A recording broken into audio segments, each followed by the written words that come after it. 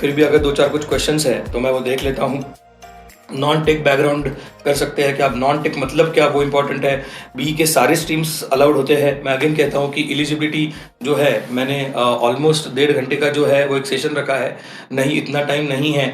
Plain text में आप मुझे बताओ तो हमारे टेलीग्राम ग्रुप में एलिजिबिलिटी पिंड होता है, वहाँ पे आप देख सकते हो कि उसके क्राइटेरिया क्या है, कैसा है।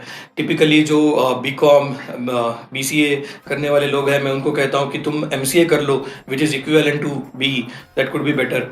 एंड बी नॉन आईटी है तो जनरली जिनको मैथ्स 3-4 सेमेस्टर होता है, ऑलमोस्ट सारे स्ट्रीम को बी के मैथ्स होता है। एंड मैं हमेशा जो कहता हूँ कि कंप्यूटर का कंप्यूट जो वर्ड है वो ऑब्वियसली मैथ्स से रिलेटेड है। तो बी क्यों अलाउड है एंड बी ए क्यों अलाउड नहीं है? बिकॉज ऑफ दैट बेटा, कि बीए वालों को मैथ्स पोर्शन बहुत कम होता है या होता ही नहीं है। बहुत लोगों ने तो 10th के बाद मैथ्स देखा भी नहीं होता है जो बीए वगैरह करते हैं, तो इस वजह से भी उनको एलिजिबल नहीं समझा जाता है। एंड सबसे ऊपर मैं एक और चीज़ कहता हूँ कि हमारे यहाँ पे बहुत सारी ऐसी कंपनियां आती है जो क्राइटेरिया ही नहीं रख रही है बेटा। अब ये समझो ठीक तरीके से, वो कंपनियां क्राइटेरिया नहीं रख रही है, वो नहीं देख रही है तुम कौन हो, बीकॉम हो, बीसीए हो, एमसीए हो, बी हो, क्या हो, कुछ भी नहीं देख रही है। तुम्हारा गैप कितना है, तुम्हारे क्या कह सकते हैं कि मार्क्स कितने थे, वो कुछ भी नहीं देख रही है। उनका सिंपल फंडा ये होता है कि ये टेस्ट है, ये टेस्ट तुम क्रैक करो, एक इंटरव्यू तुम क्रैक करो, तुमको इन किया जाएगा, दैट्स इट। इतना सिंपल फंडा होता है। तो ऐसी भी बहुत सारी कंपनियां आती है, जैसे मैंने बोला कि मैंने 400 कंपनियां जो बोला उसमें से ऑलमोस्ट 10% 20% कंपनियां, अगर 10-20% भी बोला तो 80 सच कंपनीज वेयर देयर। तो ऐसी 80 कंपनियां हैं जो कोई भी क्राइटेरिया रखते नहीं है और आपको वेलकम कर रहे हैं। बट तब आपको आपका मेटल प्रूव करना पड़ेगा, तब आपको प्रूव करना पड़ेगा कि तुम में कितना दम है, तुम में कितनी वैल्यू है, तुमने क्या पढ़ा है। तो that's a whole point. Okay, अब मैं वापस कहता हूं कि अब यहाँ पे फिर से बहुत लोगों का ऐसा होता है कि सर ये कंपनी जो है 25,000 का ही जॉब दे रही है, 15,000 का ही जॉब दे रही है। बेटा तू एलिजिबल नहीं था, तू बहुत सारी कंपनियों में एलिजिबल नहीं है और फिर तुझे एकदम से कुछ तो 6 लाख का जॉब चाहिए, ऐसा नहीं होता है। So you need to get entry first. मैं हमेशा कहता हूं कि तुम जब फ्रेशर्स हो, तुम ऐसे एकदम से झंडे लेके नहीं जा सकते कि मुझे यही करना है, मुझे वही करना है। एंड कर सकते हो अगर तुम फिर उतना जो कहते हैं, मैंने पहले से कहा कि बी करते समय ही वो करना था कि फिर 12th के बाद तुम आईआईटी क्यों नहीं गए बेटा? फिर तुम ऐसी कंपनियों में जो जहाँ पे प्लेसमेंट के लिए बहुत सारे लोग आते हैं वो क्यों नहीं गए? कुछ ना कुछ तो फेल्योर हुआ होगा वहाँ पे। अब उस फेल्योर को करेक्ट करना है तो एक बेसिक क्राइटेरिया रखो खुद के बारे में, जिसको हम कहते हैं कि एंट्री पॉइंट ले लो। फिर शायद कुछ लोग ऐसे होते हैं कि जो एमपीएससी यूपीएससी करते हुए 3-4 साल उनके ये हो गए हैं, टाइम हो गया है।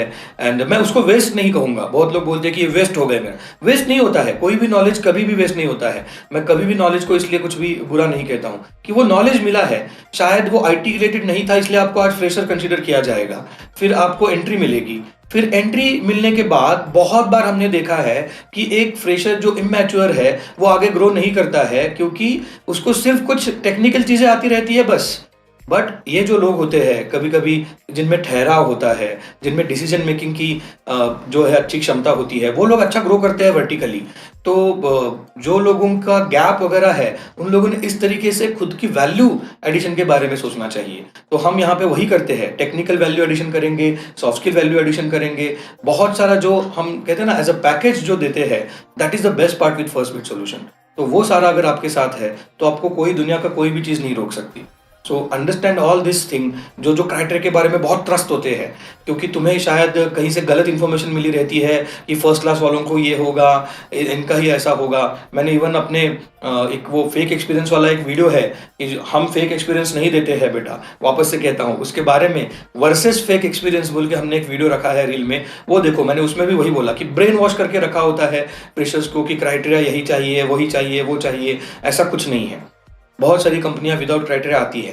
प्रॉब्लम यह है कि शायद मे बी जो तुम्हें ये बोल रहे हैं वो उतने कैपेबल नहीं है कैंपस में ऐसी कंपनियां लाने के। हम कैपेबल है, हम ला रहे हैं। अब सिर्फ पार्ट आता है कि तुम लोग कितने कैपेबल हो, तुम लोग उतना वैल्यू लिए हो क्या, तुम लोग उतना वैल्यू अडॉप्ट करके लिए हो क्या, तुम लोग उस दिन मेटल प्रूव करोगे क्या। तो forget about those criteria, think little bit at least पहले। एंड जैसे मैंने कहा, बट इसमें भी क्या है, कुछ कंपनियों का ऐसा होता है कि बहुत लोगों का कि सर क्राइटेरिया नहीं बोलते हो, ये क्या विप्रो ले। मैं वही तो कह रहा है कि एक विच कंपनियां और वॉच कंपनी करके कंसेप्ट है। So which मतलब WITCH, that is W stand for Wipro, then Infosys, and T is for TCS, and C for Cognizant, and H for HTC, ऐसा कुछ है. वहीं पे वॉच जब बोलते हैं तो A मतलब मेरे ख्याल से कुछ एक्सेंचर वगैरह होता है. तो ये सारी कंपनी ऑब्वियसली क्राइटेरिया रखती है, नहीं ऐसा नहीं कह रहा हूं मैं, बट तुम्हें उसमें ही क्यों जाना है?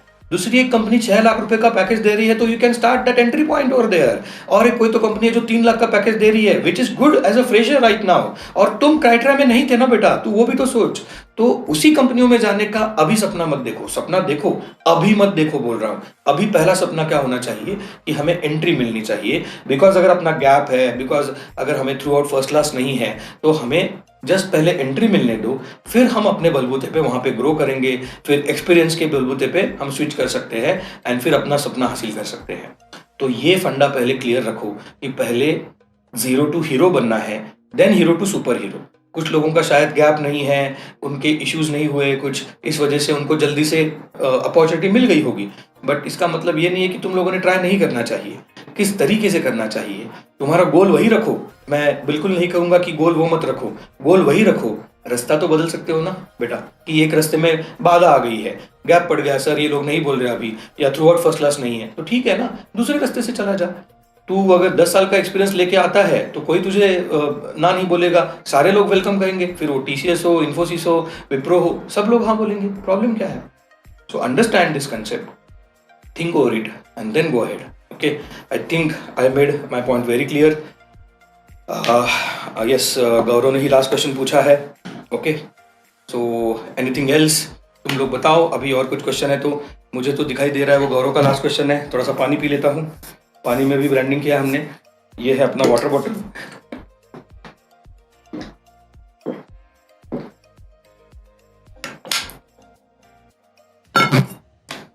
एनी क्वेश्चंस आ रहे हैं कि नहीं?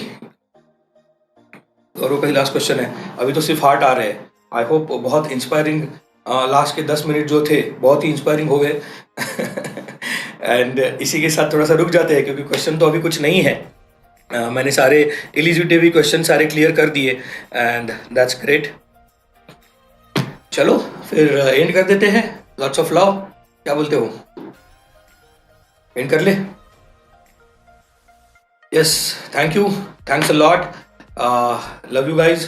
See you back to the office and First Bit Solutions. Thank you.